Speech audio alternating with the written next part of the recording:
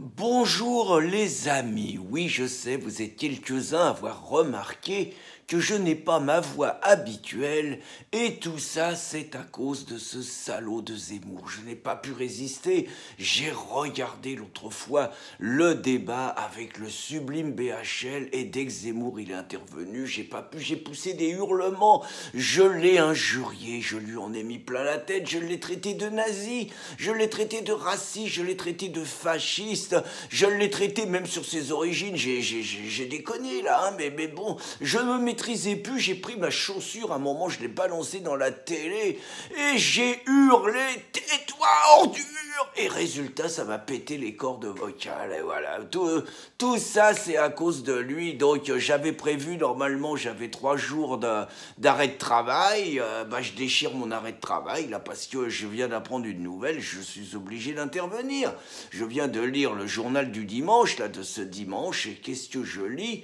61% des Français considèrent que l'islam est incompatible avec les valeurs de la civilisation française, ce que racontent les islamophobes, nazis, racistes, fascistes de riposte laïque depuis 12 ans. 61%, mais vous vous rendez compte, enfin on n'a pas fait tout ça pour arriver à un résultat pareil, ça fait quand même 40 ans qu'on change le peuple, qu'on multiplie une immigration majoritairement africaine, un petit peu musulmane, bon ça change un petit peu des coins, Saint-Denis et tout, bon, normalement ça aurait dû porter ses fruits quand même, et puis bon, ça fait quand même 30 ans, depuis l'affaire du voile de Creil, qu'on traite de racistes tous ceux qui sont pas d'accord avec des écolières qui portent le voile, avec le voile dans la rue, tout ça, on les traite de racistes, on dit que c'est des alliés de Le Pen et tout, ça aurait dû les calmer.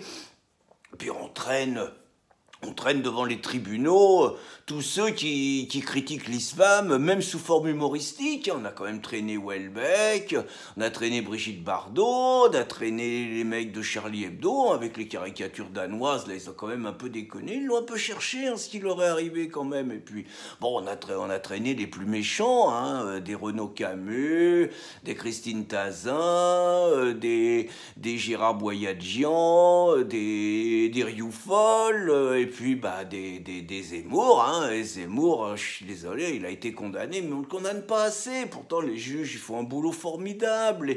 Les associations antiracistes, alors ils se sacrifient, les mecs. Du matin, 5 heures du matin, jusqu'au soir, 11 heures, ils sont devant leur ordinateur, ils sont en train de traquer tous les propos déviants, tous les propos qui appellent à la haine et tout. Ils font vraiment un boulot extraordinaire. Et puis bon, quand il y a eu des petites bavures, le 2001 à New York, on a expliqué que c'était la faute à Bush, quoi, que c'était Bush et sa politique agressive qui étaient responsables et que les musulmans ils étaient pour rien, quoi. Bon, quand il y a eu Mera, putain, Mera, j'étais sûr que c'était un facho, on avait commencé à raconter partout que le mec il était blond aux yeux bleus, c'était parfait, c'était un mec d'extrême droite, il a fallu que ça soit Mohamed, on a expliqué que Mohamed c'est pareil, c'était pour des raisons sociales, si c'était pas intégré, s'il avait écouté des discours de haine, c'est parce que la République elle n'avait pas fait assez pour lui. Puis après on a eu Charlie, franchement c'était bien les obsèques, ils ont été bien les mecs. Mélenchon par exemple, il a pas prononcé, il a fait un superbe discours sur Charles, il a pas prononcé une fois le nom de la religion des assassins, et tous ils ont fait comme ça, vraiment superbe, je suis Charlie, superbement et tout. Puis après, il y a eu le Bataclan. Le Bataclan, c'est pareil. Alors là, les bougies, les bouquets de fleurs, et puis surtout Antoine Léris, vous n'aurez pas ma haine. Alors lui, on l'a invité partout. Heureusement, on n'a pas invité Patrick Jardin, qui est tellement dans la haine, lui, qu'il a même pas voulu qu'il y ait un concert au Bataclan. Vous voyez un peu comment il est. C'est pas des gens comme ça qu'il faut inviter. Puis tous les journalistes, enfin, ça fait 30 ans, les journalistes, que matin, midi et soir, ils racontent ils racontent aux Français que l'islam c'est une religion d'amour, de tolérance et de paix, qu'il faut pas confondre l'islam et l'islamisme, que la République a su accueillir des Polonais, des Italiens, des Espagnols, des Arméniens, et qu'elle accueillera, qu'elle assimilera de la même façon des millions de musulmans parce que la République et les droits de l'homme, c'est ça. Puis nos musulmans modérés, alors Boubaker, et puis bon, surtout Zeribi, il est bien, hein, Zeribi, Mohamed Sifawi, oh, Mohamed, il fait un travail au sein de la gauche, alors lui, bah, c'est pareil, il dit qu'il est musulman, mais il dit que l'islam c'est modéré et que c'est les islamistes qui foutent le bordel, il dit qu'il faut aider les musulmans contre les islamistes, c'est ça le discours qu'il faut entendre. Et puis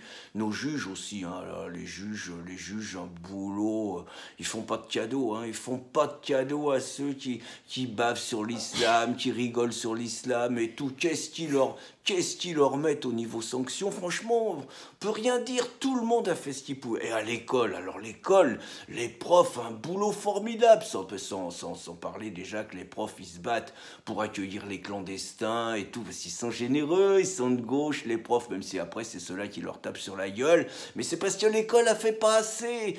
Et donc les profs, bah, dans les bouquins, nos gamins, ils apprennent, bon déjà qu'il faut sauver la planète, bien évidemment, ils apprennent qu'il faut accueillir l'autre, mais aussi sur Mahomet, ils apprennent que Mahomet c'était un homme de paix.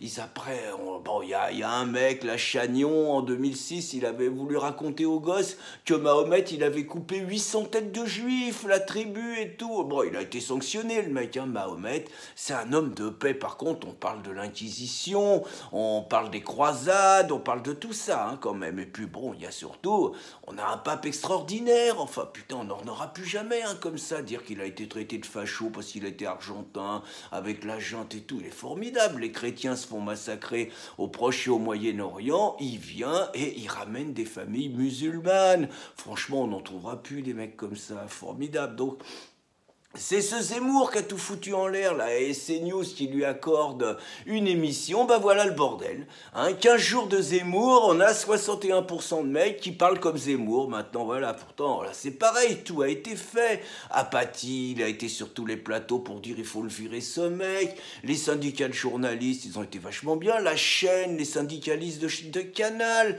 ils ont tous voulu le virer, les publicitaires, oh là là, le capitalisme qui l'a foutu en l'air, la CGT qui veut plus y aller, Mélenchon qui veut plus y aller. Ils essayent d'organiser un boycott pour assoiffer CNews et les obliger à virer Zemmour. Et puis le CSA, il a fait un super boulot, le CSA. Il a balancé le discours de Zemmour à la convention de la droite. Il a balancé ça au procureur de la République qui lui-même a ordonné une enquête. Bref, très franchement, tout le boulot avait été fait. Tout le monde se bat bien et Zemmour, il fout la vérole. Donc, bon, moi je crois de toute façon, bon, au-delà du fait qu'il faut faire virer Zemmour de CNews, là, faut arrêter le carnage. Moi, je vois pas pourquoi on le met pas en prison, ce mec.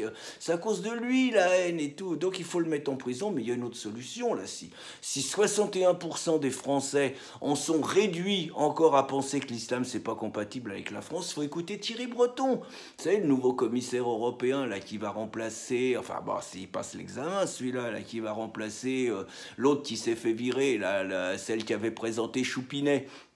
Elle n'a pas réussi l'examen, celle-là. Bon, elle a touché un peu du fric de la part d'un think tank américain. Bon, c'est pas grave, mais ils sont chatouilleux, Bruxelles. Bon, bref, le Breton, s'il passe, la Breton, lui, il avait un programme.